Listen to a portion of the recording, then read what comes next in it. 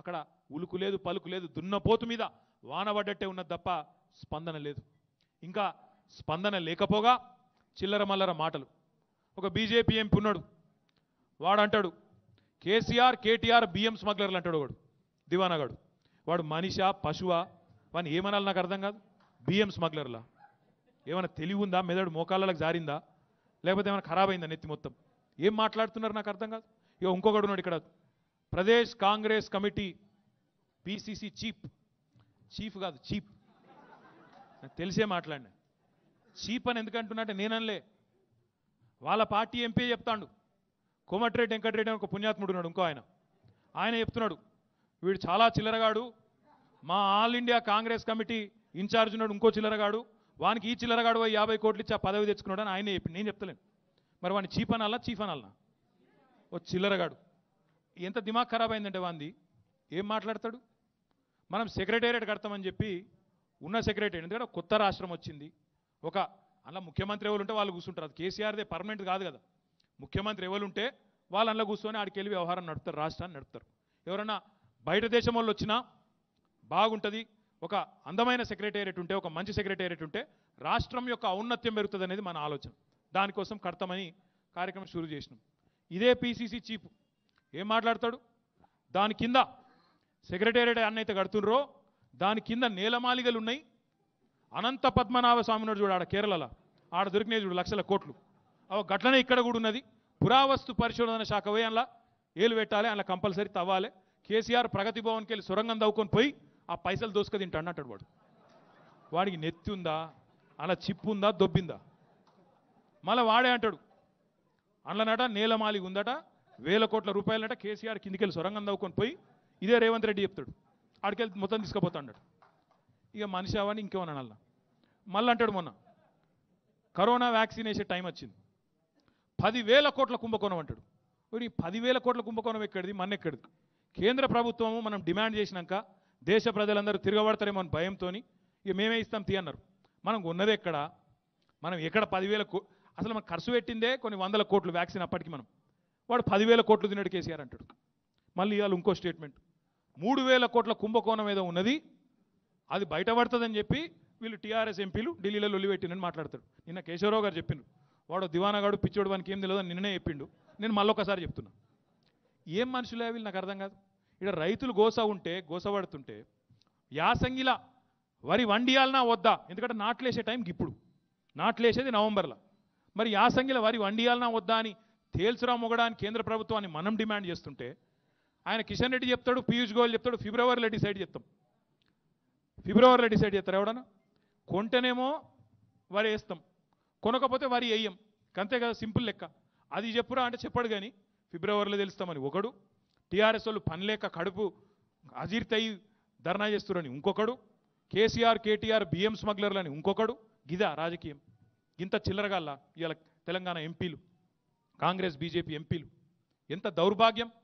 మీరు గమనించండి ఒకసారి. తెలంగాణ ప్రజలకు నేను విజ్ఞప్తి చేస్తా ఉన్నా, ఈరోజు కాదు 20 ఏండ్ల నుంచి తెలంగాణకు సంబంధించిన ఏ అంశం వచ్చినా పేగులు దిగేదాకా కొట్లాడింది, తెలంగాణ కోసం ఎప్పటికైనా కొట్లాడగలిగేది ఈ గులాబీ జెండా మాత్రమే. ఈ గుజరాత్ బానిసలు గుజరాత్ గులాములు కాదు, ఆ ఢిల్లీ బానిసలు అంతకంటే కాదు. మాకు బాసులు లేరు, గుజరాత్లో లేరు, ఢిల్లీలో లేరు. ఎవ్వనయ్యకు భయపడేది లేదు, మోడీకి భయపడేది లేదు, సోనియా గాంధీకి భయపడేది లేదు, ఎవ్వలకు భయపడేది లేదు. మేమెవరికన్నా జవాబుదారీ అంటే తెలంగాణ గల్లీల్లో ఉండే ప్రజలకు మాత్రమే అనే మాట ఈ సందర్భంగా నేను విజ్ఞప్తి చేస్తా ఉన్నా. మీకు భయం కావచ్చు, మోడీ అంటే అమిత్ షా అంటే వాళ్ళ ఉడత ఊపులకు మీరు భయపడచ్చు. ఎవడు భయపడుతుండే? ఇక్కడ ఎంక్వైరీ చేస్తాం, జైల్లో పెడతాం.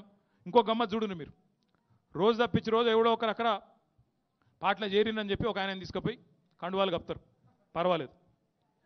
ఒకసారి ఎవరైనా పాటలు చేరితే ఏం చెప్తారు? ఇప్పుడు లక్ష్మీనరసింహరావు గారు ఏం చెప్పారు? వీళ్ళు చేసిన అభివృద్ధి చూసి, కేసీఆర్ నాయకత్వంలో జరిగిన పని చూసి నేను మనసు మార్చుకున్నా, కేసీఆర్తోనైతేనే రాష్ట్రానికి న్యాయం అవుతుందని చెప్పి నేను వచ్చినా అని చెప్పింది ఆయన. మరి వాళ్ళు ఏం చెప్తాను? ఒక ఆయన చేరంగానే అంటాడు కేసీఆర్ అంతు చూస్తా అంటాడు ఒకడేమో కేసీఆర్కు రాజకీయంగా సమాధి కడతా అంటాడు, ఒకడేమో కేసీఆర్ను జైలుకు పంపుతా అంటాడు, ఇంకోడు కేసీఆర్ను తొక్కుతా అంటాడు. అంతేగాని తెలంగాణకి ఏం చేస్తారో మాత్రం చెప్పరు. కేసీఆర్ను తొక్కుడు, జైలుకు పంపుడు, సమాధి చేసుడు, గిదేనా రాజకీయం అంటే? తెలంగాణకి ఏం చేసినవరు ఆ దౌర్భాగ్యుడు అంటే చెప్పే ముఖం ఒక్క బీజేపీకి లేదు. మీరు చూడండి, ఒక్కసారి ఆలోచన చేయండి. మీ దగ్గర గెలిచిండు ఒక ఆయన కరీంనగర్లో. ఆయన పేరేంది? పార్లమెంట్ సభ్యుని పేరు బండి సంజయ్ కాదు, తొండి సంజయ్. పక్కా తొండి మనిషి వాడు, 100% తొండి. ఒకసారి ఆలోచన చేయండి, మీరు ఆలోచన చేయండి. నేను కేశవరావు గారు మేమందరం, ఇగో కమలాకర్ అన్న, మేమందరం ఢిల్లీకి పోయినాం. పీయూష్ గోయల్ దగ్గరికి పోయినాం. పోయి గంట సేపు కూర్చున్నాం.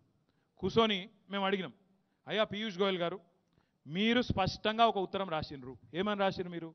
మేము ఉప్పుడు బియ్యం కొనం. కేంద్ర ప్రభుత్వం ఫుడ్ కార్పొరేషన్ ఆఫ్ ఇండియా తెలంగాణలో వండించే బియ్యం ఏదైతే ఉప్పుడు బియ్యంగా మారుతుందో అది మేము కొనము. మా దగ్గర నిల్వలు 4 ఏళ్ళకి సరిపడా నిల్వలు ఉన్నాయి, మేము కొనం అంటున్నాం. మరి మా రైతులు ఏడపోవాలి? మా సంగతి ఏంది? ఫిబ్రవరి మాసంలో తెలంగాణలో ఉష్ణోగ్రత 30-35 డిగ్రీలకు వస్తుంది. మరి అప్పుడు ఏదైతే వరి ధాన్యం గింజ ఉంటుందో అది ఖచ్చితంగా 30 దాటిందంటే ఉష్ణోగ్రత అది ఇరుగుతుంది, నూకలు అవుతుంది. కాబట్టి మాకు తప్పది. మాకు బాయిల్డ్ రైస్ ఉప్పుడు బియ్యం తప్ప మార్గం లేదు. నువ్వు అర్థం చేసుకో. నువ్వు భారత ప్రభుత్వాన్ని నడుపుతున్నోనివి, ఫుడ్ కార్పొరేషన్ ఆఫ్ ఇండియా నడుపుతున్నోనివి. కాబట్టి పెద్ద మనసు చేసుకొని కొన్ని కోట్ల రూపాయలైనా పర్వాలేదు, ఒక రాష్ట్రం బాగా ఉరుకులు పెడుతున్నప్పుడు, పరుగులు పెడుతున్నప్పుడు, వ్యవసాయంలో వృద్ధి సాధిస్తున్నప్పుడు తప్పకుండా మీరు చేయూతనియాలి అని అడిగితే ఆయన ఏమని అడిగినా, నాతోని కాదు, మీరు వరి వేయకుండ్రి, బంద్ పెట్టుండ్రి అన్నాడు. మనం ఏమనుకున్నాం, సరే మరి కేంద్ర ప్రభుత్వం కరాఖండిగా చెప్తుంది, ఏం చేయాలి, కనీసం మన రైతులకు చెప్పుకోవాలి అని చెప్పి మన రాష్ట్ర వ్యవసాయ మంత్రి గారు, ముఖ్యమంత్రి గారి ఆదేశం మేరకు నిరంజన్ రెడ్డి గారు వచ్చి ఇక్కడ ఒక పత్రికా సమావేశం పెట్టిండు. అందులో చెప్పిండు, ఖరాఖండిగా కేంద్ర ప్రభుత్వం తన విధానం మార్చుకున్నా అని చెప్తున్నది. తెలంగాణలో యాసంగిలో ఉత్పత్తి అయ్యే బియ్యం ఏదైతున్నదో పారాబాయిల్డ్ రైస్ చేయక తప్పది. ఇక్కడ ఉండే ఉష్ణోగ్రతల వల్ల మనకు మామూలు బియ్యం రాదు, అది బాయిల్డ్ రైసే అవుతుంది. కాబట్టి వాళ్ళు బాయిల్డ్ రైస్ కొన అంటున్నారు. ఖరాఖండిగా మా విధానం మారిందని చెప్తున్నారు. వాళ్ళు కాడి ఎత్తేసిండ్రు.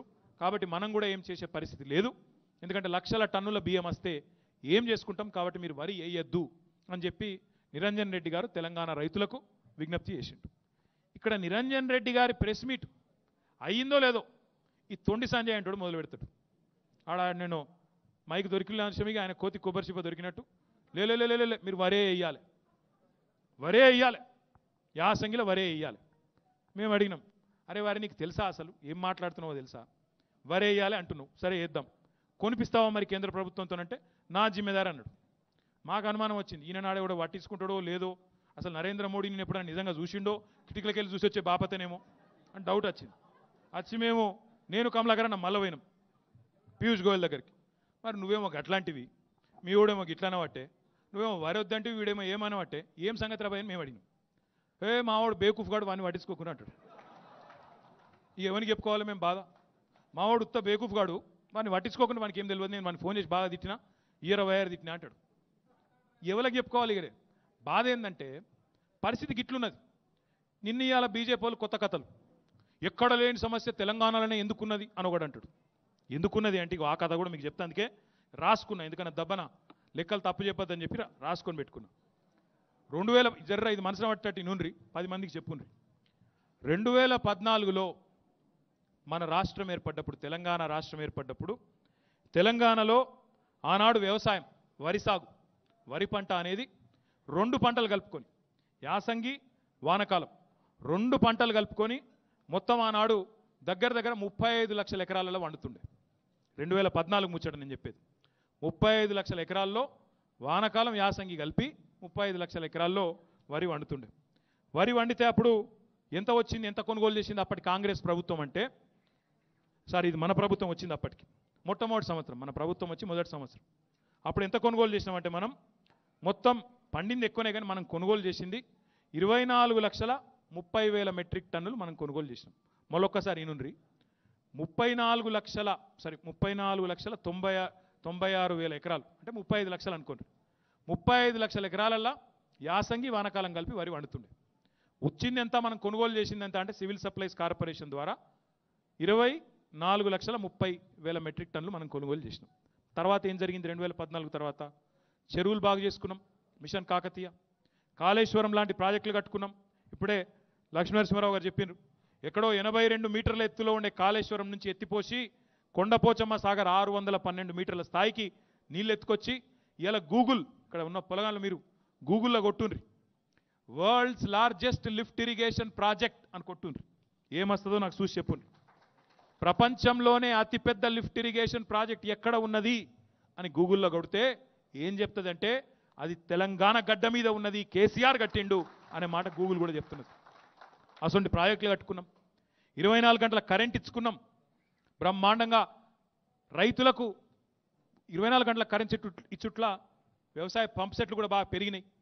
దాంతోపాటు రైతు బంధు, రైతు బీమా, రైతు వేదికలు, ఇట్లా 1-2 కాదు ఎన్నో రకాల ఫామ్ మెకనైజేషన్ కోసం కొత్త కొత్త ఆలోచనలు, డ్రిప్ ఇరిగేషన్ కానీ, హార్వెస్టర్లు కానీ, ట్రాన్స్ప్లాంటర్లు కానీ, మైక్రో ఇరిగేషన్ కానీ ఇవన్నీ చేసుకున్నాం ఈ 5-6 ఏళ్లలో.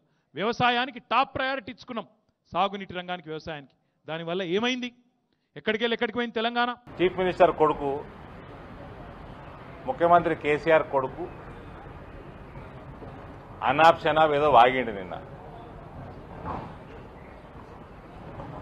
ముఖ్యమంత్రి కొడుకుకి 2 అలవాట్లు ఉన్నాయి.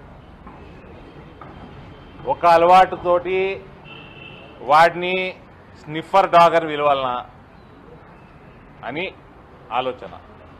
2వ అలవాటుతోటి ఏడంటే ఆడ పొర్లుతాడు, పండి పొర్లుతాడు కాబట్టి ఊరవంది అనల్నా. ఈ రెండింటి మధ్యలో జర కన్ఫ్యూజన్ ఉంది నాకు. అరే నువ్వు నీ అయ్యా ముఖ్యమంత్రికి వెళ్ళి జరిగితే నిన్ను కుక్క కూడా కానది. నిన్ను తిట్టుడెందుకులే కానీ టైం వేస్ట్.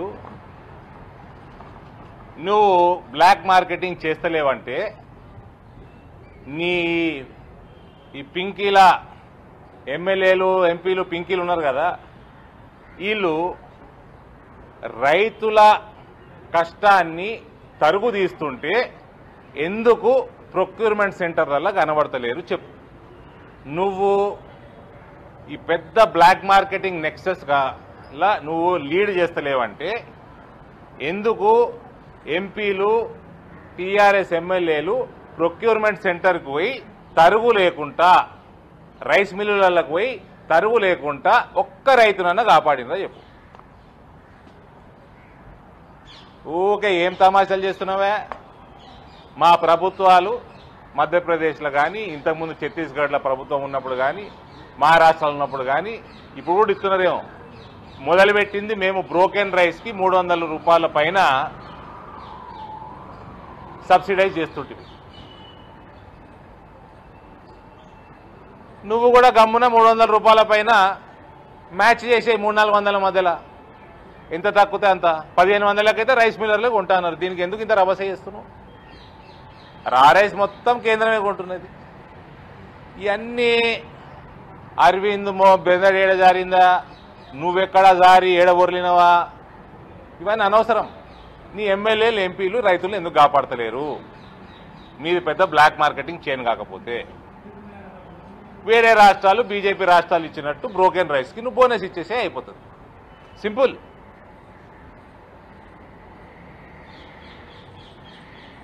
ఊకే తిట్టుకున్నా అంటే మస్తు తిట్టుకోవచ్చు. నువ్వు నీ పోలీసు వాళ్ళని పక్కకు పెట్టి నువ్వు ఒక్కడి వచ్చినావు అనుకో, ఇంత వాసి పంపిస్తా నీ మూతిని నేను. ఏం పెద్ద పని కాదు. మీ అయ్యని పక్కన పెడితే లిటరలీ తెలంగాణలో కుక్క కూడా కానిది నేను. ముఖ్యమంత్రి కొడుకు కాబట్టి రైతుల శ్రమని వేల కోట్ల రూపాయలు సంపాదిస్తున్నావు కాబట్టి నీదేదో నడుస్తున్నా, ఎంతకాలం నడుస్తావు చూస్తాం. కానీ నీ ఎమ్మెల్యేలు, ఎంపీలు ఎందుకని పోతలేరు? దానికి జవాబు చెప్పు. రైతులని కాపాడడానికి తరుగు లేకుండా ఎందుకు ప్రొక్యూర్మెంట్ సెంటర్లలో పోతలేరు? Simple question. బ్రోకన్ రైస్కి 300-400 రూపాయలు ఇచ్చేసి వేరే రాష్ట్రాలు, మా రాష్ట్రాలు ఇస్తున్నాయి. నువ్వు ఏ పంటకి ఇయ్యలే, విత్తన బండారం చెయ్యలే, రైతులకి ఫర్టిలైజర్లు, యూరియాలు అన్ని ఫ్రీ ఇయ్యలే. నువ్వు ఏ పంటకి ఏం చేయలే. ఏది ఇప్పుడు 8 సంవత్సరాల వరకు ఏ పంట కూడా బోనస్ ఇయ్యాలి. వరి వేయమని చెప్పిండు మీ అయ్యా, రాష్ట్రం మొత్తం వరి వేయమన్నాడు. యాసంగిలో బ్రోకెన్ రైస్ వస్తుంది. సరే, వేరే రాష్ట్రాలు ఇస్తున్నాయి 300-400, నువ్వు కూడా ఇచ్చేయి.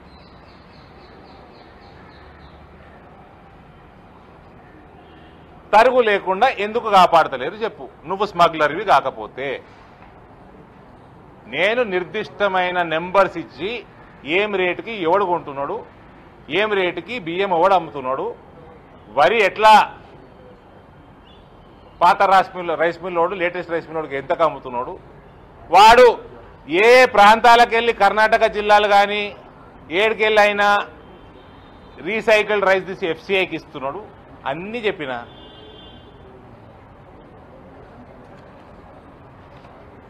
ఏదో నిన్న మాట్లాడుతుంటే బాగా నాటకం డ్రామా రక్తి కట్టించి బాగా రసాన్ని వండించి రామారావు సినిమా యాక్టర్ మాదిగా డైలాగులు కొడుతున్నాడు. సినిమా యాక్టర్లతోటి బాగా